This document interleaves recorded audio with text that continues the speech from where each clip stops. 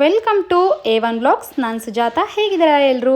ಇವತ್ತು ನಾನು ನನ್ನ ಮಾರ್ನಿಂಗ್ ರೂಟೀನ್ ಯಾವ ರೀತಿಯಾಗಿರುತ್ತೆ ಅಂತ ಶೇರ್ ಮಾಡ್ಕೊಳ್ತಾ ಇದ್ದೀನಿ. ನೋಡ್ಬೋದು ಟೈಮ್ ಇವಾಗ 5 ಗಂಟೆ ಆಗಿದೆ. ಹಾಗೆ ನೈಟ್ ಮಲಗುವಾಗ ನೋಡ್ಬೋದು ಹಾಲೆಲ್ಲ ಈ ರೀತಿ ಎಲ್ಲ ಪಾಪು ಅವ್ನ ಟಾಯ್ಸ್ನೆಲ್ಲ ಹರಡಿರ್ತಾನೆ, ಅದನ್ನೆಲ್ಲ ಹಾಗೆ ಬಿಟ್ಟಿರ್ತೀನಿ ಬೆಳಗ್ಗೆ ತೆಗೆದಿಟ್ರಾಯ್ತು ಅಂತ. ಹಾಗೆ ನೈಟ್ ಮಲಗುವಾಗ ಕಿಚನ್ನ ನೀಟಾಗಿ ಕ್ಲೀನ್ ಮಾಡಿಟ್ಟು ಮಲಗಿರ್ತೀನಿ. ಸೊ ಅಡುಗೆ ಮನೆನ ನಾವು ನೈಟ್ ಮಲಗುವಾಗ ಕ್ಲೀನಾಗಿಟ್ಟು ಮಲಗಿದ್ರೆ ಬೆಳಗ್ಗೆ ಎದ್ದು ನಾವು ಫ್ರೆಶ್ ಅಪ್ ಆಗಿಬಿಟ್ಟು ಬರೋದೇ ಅಡುಗೆ ಮನೆಗಲ್ವಾ. ಸೊ ಅಡುಗೆ ಮನೆಗೆ ಬಂದಾಗ ಮೈಂಡ್ ಒಂಥರ ನಮಗೆ ರಿಲ್ಯಾಕ್ಸ್ ಅಂತ ಅನ್ನಿಸ್ಬೇಕು. ಯಪ್ಪ ಅಡುಗೆ ಮನೆ ಎಷ್ಟು ಗಜಿಬಿಜಿ ಅನ್ನೋ ರೀತಿ ಇದೆ ಅಂತ ಅಂದ್ಕೊಂಡ್ಬಿಟ್ರೆ ಕೆಲಸ ಮಾಡೋದಕ್ಕೆ ಆಗೋದಿಲ್ಲ, ಇಡೀ ದಿನ ಚೆನ್ನಾಗಿರಲ್ಲ ಆವತ್ತು, ಆ ರೀತಿ ಆಗಿಬಿಡುತ್ತೆ. ಅದೇ ನೀವು ನೈಟ್ ಅಡುಗೆ ಮನೆನ ನೀಟಾಗಿ ಕ್ಲೀನ್ ಮಾಡಿಟ್ಟು ಮಲಗಿ ಬೆಳಗ್ಗೆ ಎದ್ದ ತಕ್ಷಣ ನಮ್ಮ ಇಡೀ ದಿನದಲ್ಲಿ ಅರ್ಧ ಕೆಲಸ ಕಡಿಮೆ ಆದಂಗೆ ಅನಿಸುತ್ತೆ. ಸೊ ನೋಡ್ಬೋದು ನಾನು ಎದ್ದಿದ್ದು 5 ಗಂಟೆಗೆ, ಇವಾಗ ಟೈಮ್ 5:15 ಆಗಿದೆ. ಯಾಕೆ ಅಂತ ಅಂದರೆ ಪಾಪು ನಾನು ಫ್ರೆಶ್ ಅಪ್ ಆಗಿ ಬರೋಷ್ಟಿಗೆ ಒಂದು 1/4 ಗಂಟೆ ಆಯಿತು. 5:15 ಅವನು ಕೂಡ ಎದ್ಬಿಟ್ಟ. ಅದಾದಮೇಲೆ ಅವನನ್ನು ಮಲಗಿಸಿ ನಾನು ಕೆಲಸ ಶುರು ಮಾಡ್ಕೊಳ್ಳೋಣ ಅಂತ ಹೇಳ್ಬಿಟ್ಟು ಎಷ್ಟು ಟ್ರೈ ಮಾಡಿದೆ ಅವನ್ನ ಮಲಗಿಸೋದಕ್ಕೆ, ಆದರೆ ಅವನು ಮಲಗಲೇ ಇಲ್ಲ. ತುಂಬ ಜೋರಾಗಿ ಮಾತಾಡೋಕ್ಕೆಲ್ಲ ಶುರು ಮಾಡ್ದ. ಸೊ ಇನ್ನೇನು ಅವ್ನು ಪೂರ ನಿಚ್ಚಳ ಆಗಿದ್ದಾನೆ, ಅವ್ನು ಇನ್ನೇನು ಮಲಗಲ್ಲ ಅಂತ ಹೇಳ್ಬಿಟ್ಟು ಅವನು ಕರ್ಕೊಂಬಂದು ಕೂರಿಸಿದ್ದೀನಿ. ಸೊ ನೋಡ್ಬೋದು ಟೈಮ್ 5:15, ಎಷ್ಟು ಜೋರಾಗಿ ಸುಮ್ಮನೆ ಮಾತಾಡ್ತಾನೇ ಇದ್ದಾನೆ. ಹಾಗೆ ನಾನಿವಾಗ ಎದ್ದ ತಕ್ಷಣ ಸ್ವಲ್ಪ ಬಿಸಿನೀರು ಕಾಯಿಸ್ಕೊಂಡು ಕುಡಿಬೇಕು ಅಂತ ಹೇಳ್ಬಿಟ್ಟು ನೀರು ಕಾಯಿಸೋದಕ್ಕೆ ಬಂದಿದ್ದೀನಿ. ಹಾಗೆ ಪಾಪು ಎಲ್ಲ ಪಾತ್ರೆಗಳನ್ನ ಸ್ಟ್ಯಾಂಡ್ಗೆ ಹಾಕ್ಕೋಬೇಕು ಮಮ್ಮಿ ಅಂತ ಹೇಳ್ತಾ ಇದ್ದ. ಅವನಪ್ಪ ಹಾಕ್ತೀನಿ ಅಂತ ಹೇಳ್ತಾ ಇದ್ದೆ. ಕೊಡು ನಾನೊಂದು ಸ್ಟವ್ಗೆ ಸ್ಟ್ಯಾಂಡ್ ಹಾಕ್ತೀನಿ ಅಂತ ಹೇಳಿಬಿಟ್ಟು ಕೇಳ್ತಾ ಇದ್ದ. ಹಂಗೆಲ್ಲ ಮುಟ್ಟಬಾರ್ದಪ್ಪ, ಸ್ಟವ್ ಹತ್ರ ಎಲ್ಲ ಕುತ್ಕೋಬಾರ್ದು ಅಂತ ಹೇಳ್ತಾ ನಾನಿವಾಗ ಸ್ವಲ್ಪ ಬಿಸಿನೀರನ್ನ ಕಾಯಿಸೋದಕ್ಕೆ ಇಡ್ತಾ ಇದ್ದೀನಿ.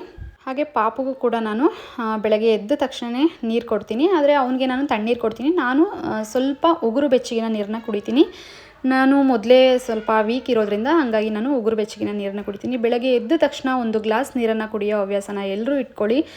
ಈ ರೀತಿ ಎದ್ದ ತಕ್ಷಣ ಒಂದು ಗ್ಲಾಸ್ ನೀರನ್ನು ಕುಡಿಯೋದ್ರಿಂದ ನಮ್ಮ ಸ್ಕಿನ್ ಚೆನ್ನಾಗಿರುತ್ತೆ. ಹಾಗೆ ಯಾರಿಗೆಲ್ಲ ಗ್ಯಾಸ್ಟ್ರಿಕ್ ಸಮಸ್ಯೆ ಇರುತ್ತೋ ಅದು ಕ್ರಮೇಣ ಕಡಿಮೆ ಆಗ್ತಾ ಬರುತ್ತೆ. ಹಾಗೆ ನೋಡಿ ನಾನು ಇಲ್ಲಿ ಒಂದು ಗ್ಲಾಸಲ್ಲಿ ಸ್ವಲ್ಪ ಫ್ರೆಶ್ ಹಾಕ್ಬಿಟ್ಟು ಬಿಸಿನೀರನ್ನ ಹಾಕ್ಕೊಳ್ತಾ ಇದ್ದೀನಿ. ಪಾಪು ಜೊತೆ ಮಾತಾಡ್ತಾ ನೀರು ತುಂಬ ಬಿಸಿ ಆಗಿಬಿಡ್ತು. ಆದರೆ ನಾನು ಇದನ್ನ ಸ್ವಲ್ಪ ಉಗುರು ಬೆಚ್ಚಗೆ ಆಗೋವರೆಗೂ ಬಿಟ್ಟು ಅದಾದ ನಂತರ ಕುಡಿತೀನಿ. ಇಷ್ಟು ಬಿಸಿಯಾಗಿರೋ ನೀರನ್ನ ತೊಗೊಳ್ಳೋದಿಲ್ಲ. ಬನ್ನಿ ಇವಾಗ ಮುಂದೆ ನಾನು ಏನೆಲ್ಲ ಕೆಲಸ ಮಾಡ್ತೀನಿ ಅಂತ ತಿಳಿಸ್ಕೊಡ್ತೀನಿ. ಹಾಗೆ ಬೆಳಗ್ಗೆ ಎದ್ದ ತಕ್ಷಣ ಯಾರೂ ಗಡಿಬಿಡಿಲಿ ಕೆಲಸ ಮಾಡೋದಕ್ಕೆ ಹೋಗಬಾರ್ದು. ನಮಗೆ ಅಂತ ನಾವು ದಿನದಲ್ಲಿ 10 ನಿಮಿಷನಾದರೂ ಬೆಳಗ್ಗೆ ನಾವು ಟೈಮ್ ಸ್ಪೆಂಡ್ ಮಾಡಲೇಬೇಕಾಗುತ್ತೆ. ಎದ್ದ ತಕ್ಷಣ ಸ್ವಲ್ಪ ಕುತ್ಕೊಂಡು 10 ನಿಮಿಷ ನಾವು ವಿಶ್ರಾಂತಿ ಮಾಡಿ ಅದಾದ ನಂತರ ಕೆಲಸನ ಶುರು ಮಾಡ್ಕೋಬೇಕು. ಅಂದರೆ ರಾತ್ರಿ ಎಲ್ಲ ಮಲಗಿರ್ತೀವಿ, ಮತ್ತೇನು ವಿಶ್ರಾಂತಿ ಅಂತ ನಿಮ್ಗೆ ಅನಿಸ್ಬೋದು. ಆದರೆ ಬೆಳಗ್ಗೆ ಎದ್ದ ತಕ್ಷಣ ಒಂದು 10 ನಿಮಿಷನಾದರೂ ನಾವು ಕುತ್ಕೋಬೇಕಾಗುತ್ತೆ. ಸೊ ಹಂಗಾಗಿ ನಾನು ಸ್ವಲ್ಪ ನೀರು ಕುಡಿತಾ ಟೀ ಕುಡಿತಾ ಟೈಮ್ ಸ್ಪೆಂಡ್ ಮಾಡ್ಕೋತಾನೆ ಬೆಳಗಿನ ಕೆಲಸನ ನಿಧಾನವಾಗಿ ಮಾಡ್ಕೋತೀನಿ. ಸೊ ಹಾಗೆ ಪಾಪು ನೋಡ್ಬೋದು ಟಾಯ್ಸ್ನೆಲ್ಲ ಹರಡಿ ಇರ್ತಾನಲ್ವ. ಸೊ ನಾನು ಬೆಳಗ್ಗೆ ಎದ್ರಾಯ್ತು ಅಂತ ಹೇಳ್ಬಿಟ್ಟು ಹಾಗೆ ಮಲಗಿರ್ತೀನಿ. ಸೊ ಬೆಳಗ್ಗೆ ಎದ್ದ ಮೇಲೆ ಅವ್ನು ಟಾಯ್ಸ್ ಎತ್ತಿಡೋದೇ ಒಂದು ದೊಡ್ಡ ಕೆಲಸ ಆಗಿಬಿಡುತ್ತೆ. ಇವತ್ತು ಯಾಕೋ ಸ್ವಲ್ಪ ಕಡಿಮೆ ಟಾಯ್ಸ್ನ ಹರಡಿದ್ದಾನೆ. ಕೆಲವೊಂದು ಸಲ ಅಂತೂ ನಾನು ಮನೇಲಿ ಮೂಲೆ ಹುಡುಕಬೇಕು, ಇಲ್ಲಿದ್ದಾವ ಅಂತ ಹೇಳಿಬಿಟ್ಟು ಅಷ್ಟು ಹುಡುಕಿ ಎತ್ತಿಡಬೇಕಾಗುತ್ತೆ, ಅಷ್ಟು ಅವನ್ನ ಟಾಯ್ಸ್ನೆಲ್ಲ ಹರಡಿರ್ತಾನೆ.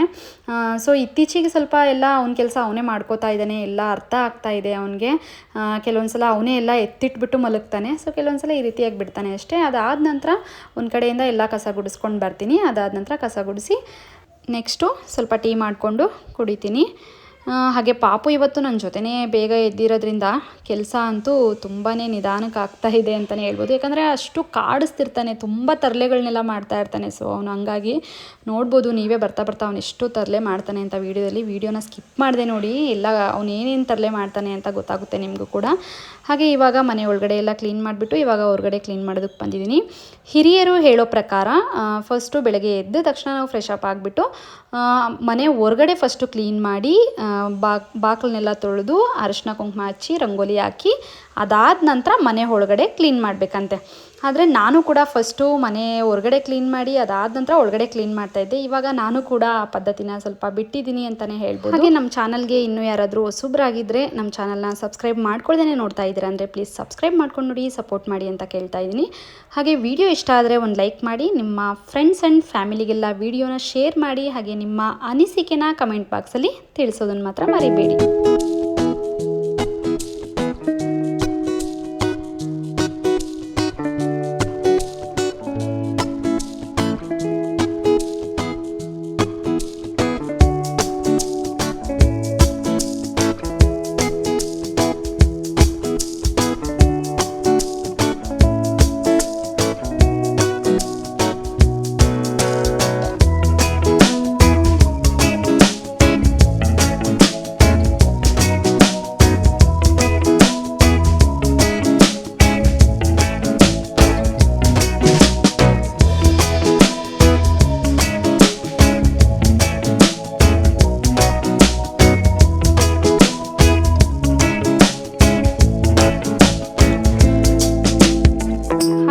ನೈಟು ಒಂದು 8 ಬಾದಾಮ್ ಕೂಡ ನೆನೆ ಇಟ್ಟಿದ್ದೆ.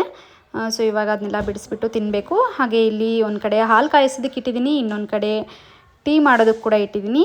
ಟೀ ರೆಡಿ ಆಗೋ ಅಷ್ಟರಲ್ಲಿ ನಾನು ಈ ಬಾದಾಮ್ ಸಿಪ್ಪೆನೆಲ್ಲ ತೆಗೆದಿಟ್ಬಿಡ್ತೀನಿ. ಪಾಪುಗೂ ಕೂಡ ಒಂದು 2-3 ಬಾದಾಮಿ ಕೂಡ ನಾನು ಕೊಡ್ತೀನಿ. ಸೊ ಇವಾಗ ಇದನ್ನೆಲ್ಲ ಸಿಪ್ಪೆ ಬಿಡಿಸ್ಬೇಕು. ಹಾಗೆ ಸಾಂಬಾರು ಮಾಡೋದಕ್ಕೆ ನಾನಿಲ್ಲಿ ಅಲಸಂದೆ ಕಾಳನ್ನು ಕೂಡ ನೆನೆಸಿಟ್ಟಿದ್ದೀನಿ. ಹಾಗೆ ಬನ್ನಿ ಇವಾಗ ನೆಕ್ಸ್ಟ್ ನನ್ನ ಮುಂದಿನ ಕೆಲಸ ಯಾವ ರೀತಿಯಾಗಿರುತ್ತೆ ಅಂತ ಹೇಳ್ಬಿಟ್ಟು ನೋಡೋಣ. ನಮ್ಮ ಬಡವರ ಬಾದಾಮಿ ಆಗಿರ್ತಕ್ಕಂಥ ಶೇಂಗಾ ಬೀಜನ ನಾವು ಸಿಪ್ಪೆ ಸಮೇತ ತಿಂದರೆ ನಮಗೆ ತುಂಬಾ ಒಳ್ಳೆಯದು. ಆದರೆ ಈ ಬಾದಾಮಿನ ಸಿಪ್ಪೆ ಬಿಡಿಸ್ಬಿಟ್ಟು ಸಿಪ್ಪೆ ತೆಗೆದುಬಿಟ್ಟು ತಿಂದರೆ ದೇಹಕ್ಕೆ ಒಳ್ಳೆಯದು. ನೋಡಿ ಎಷ್ಟು ಡಿಫ್ರೆನ್ಸ್ ಇದೆ ಅಲ್ವಾ. ಶೇಂಗಾ ಬಡವರ ಬಾದಾಮಿ ಅಂತಲೇ ಪ್ರಸಿದ್ಧಿಯಾಗಿದೆ. ಅದನ್ನು ಸಿಪ್ಪೆ ಸಮೇತ ತಿಂದರೆ ಒಳ್ಳೆಯದು, ಆದರೆ ಈ ಬಾದಾಮಿನ ಸಿಪ್ಪೆ ಬಿಡಿಸ್ಬಿಟ್ಟು ತಿಂದರೆ ಒಳ್ಳೆಯದು. ಹಾಗೆ ಇವಾಗ ಹಾಲು ಬಿಸಿಯಾಗಿದ್ದು ಕೂಡ ಆಯಿತು. ಹಾಗೆ ಇನ್ನೊಂದು ಕಡೆ ಟೀ ಕೂಡ ಇಟ್ಟಿದೆ. ಟೀ ರೆಡಿಯಾಗೋ ಅಷ್ಟರಲ್ಲಿ ನಾನು ಬಾದಾಮನ್ನ ತಿಂದ್ಬಿಡ್ತೀನಿ. ನಾನು ಕೆಲವೊಂದು ಸಲ ಮೋಟಿವೇಶ್ನಲ್ ವರ್ಡ್ಸ್ಗಳನ್ನ ಹೇಳೋದಕ್ಕೆ ಇಷ್ಟಪಡ್ತೀನಿ, ಕೆಲವೊಂದು ವಿಡಿಯೋಗಳಲ್ಲಿ ಹೇಳ್ತಾ ಇರ್ತೀನಿ. ಸೊ ಇವತ್ತು ಕೂಡ ನಾನು ಒಂದು ಮೋಟಿವೇಶ್ನಲ್ ವರ್ಡ್ಸ್ನ ಹೇಳಬೇಕು ಅಂತ ಅನ್ನಿಸ್ತಾ ಇದೆ, ಹೇಳ್ತೀನಿ. ಇರುವಂತಿದ್ದರೆ ಪುಸ್ತಕದಂತಿರು, ದೂರದಿಂದ ಕಂಡರೆ ನೀನೇನು ಎಂದು ಅರಿವಾಗದಂತೆ, ನಿನ್ನಂತರಾಳ ಓದಿದಾಗಲೇ ಅರ್ಥವಾಗುವಂತೆ, ಮುಖಪುಟದಲ್ಲಿ ಮನಸಂಗತಿ ತಿಳಿಯದಂತೆ, ಜೊತೆ ಕಳೆದಾಗಲೇ ಪೂರ್ಣ ಮಾಹಿತಿ ದೊರೆಯುವಂತೆ, ಇರು ಪುಸ್ತಕದಂತೆ, ಜ್ಞಾನವಿದ್ದರೂ ಬೀಗದಂತೆ, ಆಸಕ್ತರು ಮಾತ್ರ ನಿನ್ನತ್ತ ಬಾಗುವಂತೆ. ಇವಾಗ ಟೀ ಕೂಡ ರೆಡಿ ಆಯಿತು. ಸೊ ಗ್ಲಾಸ್ಗೆ ಟೀ ಹಾಕ್ಕೊಳ್ತಾ ಇದ್ದೀನಿ. ಹಾಗೆ ಪಾಪುಗೆ ಸ್ವಲ್ಪ ಹಾಲು ಹಾಕ್ಬಿಟ್ಟು ಅದರಲ್ಲಿ ಸ್ವಲ್ಪ ಟೀನ ಮಿಕ್ಸ್ ಮಾಡಿಬಿಟ್ಟು ಕೊಡ್ತೀನಿ. ಇವಾಗ ಟೀ ಕುಡಿದ್ಬಿಟ್ಟು ನೆಕ್ಸ್ಟು ನೆಲ ಒರೆಸ್ಬಿಡ್ತೀನಿ.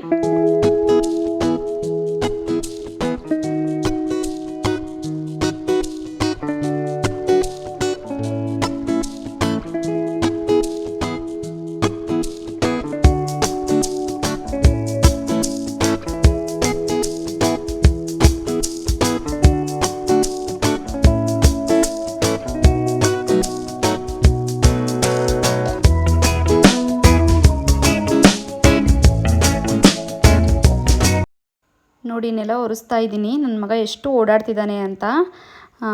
ಸೊ ತುಂಬಾ ಒಂಥರ ಎದ್ದೆದ್ದು ನಾನು ಎಲ್ಲೆಲ್ಲಿ ನೆಲ ಒರೆಸ್ತೀನೋ ಅಲ್ಲೆಲ್ಲ ಹಸಿ ಇರೋ ಜಾಗದಲ್ಲೆಲ್ಲ ಓಡಾಡ್ತಾ ಇರ್ತಾನೆ. ಕಸ ಗುಡಿಸುವಾಗೆಲ್ಲ ಸುಮ್ಮನೆ ಕೂತಿರ್ತಾನೆ, ಬೇರೆ ಕೆಲಸ ಮಾಡುವಾಗೆಲ್ಲ ಸುಮ್ಮನೆ ಕೂರ್ತಿರ್ತಾನೆ.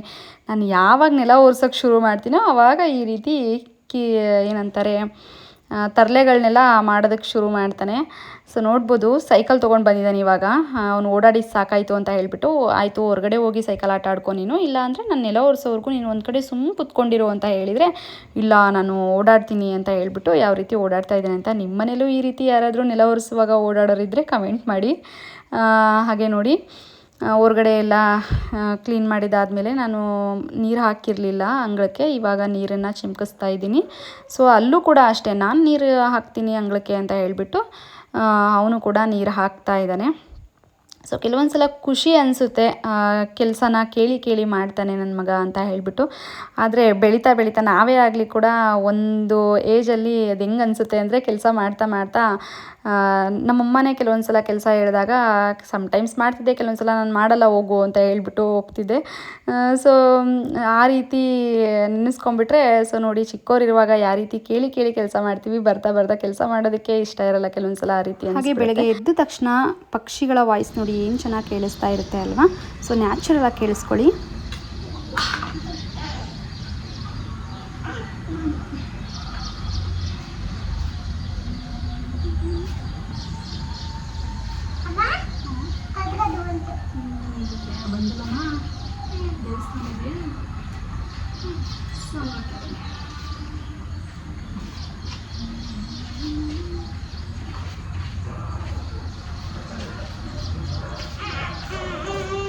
ಮಾತಾಡ್ಬಿಡ ಪಕ್ಕೋ, ಹಿಂದ್ಗಡೆ ಬಟ್ಟೆ ನೆಗ್ಕಬೇಕು ಮೇಲೆ.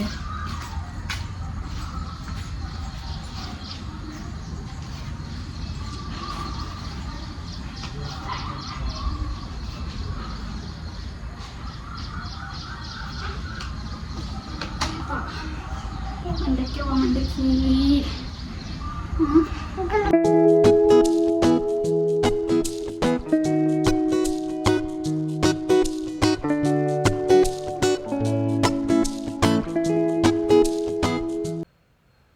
ಇವಾಗ ಸ್ನಾನ ಎಲ್ಲ ಮುಗಿಸ್ಕೊಂಡು ಪೂಜೆ ಮಾಡೋಣ ಅಂತ ಬಂದಿದ್ದೀನಿ. ಸೊ ಇವಾಗ ದೇವ್ರಿಗೆ ದೀಪ ಹಚ್ಬಿಟ್ಟು ಅದಾದ ನಂತರ ಟಿಫಿನ್ಗೆ ಏನಾದರೂ ತಿಂಡಿ ರೆಡಿ ಮಾಡಬೇಕು. ಸೊ ನಿಮಗೆಲ್ಲ ಗೊತ್ತಿರೋ ಹಾಗೆ ನನ್ನ ಪ್ರತಿಯೊಂದು ವೀಡಿಯೋದಲ್ಲೂ ಅಬ್ಸರ್ವ್ ಮಾಡಿರ್ತೀರ, ಪಾಪು ನಾನೇನು ಕೆಲಸ ಮಾಡ್ತೀನೋ ಅದನ್ನು ಕೂಡ ಅವ್ನು ಮಾಡೋದಕ್ಕೆ ಇಷ್ಟಪಡ್ತಿರ್ತಾನೆ. ಅದರಲ್ಲೂ ಪೂಜೆ ವಿಷಯಕ್ಕೆ ಬಂದರೆ ಅವನೇ ಫಸ್ಟ್ ಪೂಜೆ ಮಾಡಬೇಕು ಅಂತ ಯಾವಾಗಲೂ ಹಠ ಮಾಡ್ತಿರ್ತಾನೆ. ಸೊ ನೋಡ್ಬೋದು ಇವತ್ತು ಕೂಡ ಅದನ್ನೇ ಮಾಡ್ತಾ ಇದ್ದಾನೆ. ನಾನು ಫಸ್ಟು ಉದ್ದಿನ ಕಡ್ಡಿ ಬೆಳಗ್ತೀನಿ ಅಂತ ಹೇಳ್ಬಿಟ್ಟು ಉದ್ದಿನ ಕಡ್ಡಿ ಇಸ್ಕೊಂಡು ಅವನೇ ಹಚ್ತಾ ಇದ್ದಾನೆ. ಸೊ ಇವಾಗ ಅವ್ನು ಪೂಜೆ ಮುಗಿಸಿದಾದ ನಂತರ ನಾನು ಪೂಜೆ ಮಾಡಬೇಕು. ನೋಡಿ ಯಾವ ರೀತಿಯಾಗಿ ಬೆಳಗ್ತಾನೆ ಅಂತ ಹೇಳಿಬಿಟ್ಟು. ಸೊ ಅವನು ಈ ರೀತಿ ದೇವ್ರ ಪೂಜೆ ಮಾಡುವಾಗ ನನಗಂತೂ ತುಂಬಾ ಖುಷಿಯಾಗುತ್ತೆ. ಸೊ ಎಷ್ಟು ಭಕ್ತಿಯಿಂದ ಪೂಜೆ ಮಾಡ್ತಾನೆ ಅಂತ. ಹಾಗೆ ಈ ವಿಡಿಯೋ ಸ್ವಲ್ಪ ತುಂಬ ಲೆಂದಿ ಆಗಿದೆ, ಹಾಗಂತ ಯಾರೂ ಕೂಡ ಸ್ಕಿಪ್ ಮಾಡಬೇಡಿ, ವಿಡಿಯೋನ ಕಂಪ್ಲೀಟಾಗಿ ನೋಡಿ. ಹಾಗೆ ನಾನು ಇನ್ನೂ ಇದು ಲೆಂದಿ ಆಗಬಾರ್ದು ಅಂತ ಹೇಳ್ಬಿಟ್ಟು ನಾನು ಫಾಸ್ಟ್ ಮೋಷನಲ್ಲಿ ವಿಡಿಯೋನ ಎಡಿಟಿಂಗ್ ಮಾಡಿದ್ದೀನಿ. ನೋಡ್ಬೋದು ತುಂಬ ಸ್ಪೀಡಾಗಿ ಎಡಿಟಿಂಗ್ ಮಾಡಿದ್ದೀನಿ. ಹಾಗೆ ನನ್ನ ಮಾರ್ನಿಂಗ್ ರುಟೀನ್ ಯಾವ ರೀತಿ ಆಗಿರುತ್ತೆ ಅಂತ ಈ ವಿಡಿಯೋದಲ್ಲಿ ನಾನು ಕಂಪ್ಲೀಟಾಗಿ ತಿಳಿಸಿದ್ದೀನಿ. ಸೊ ಎಲ್ಲೂ ಕೂಡ ಸ್ಕಿಪ್ ಮಾಡದೆ ನೋಡಿ.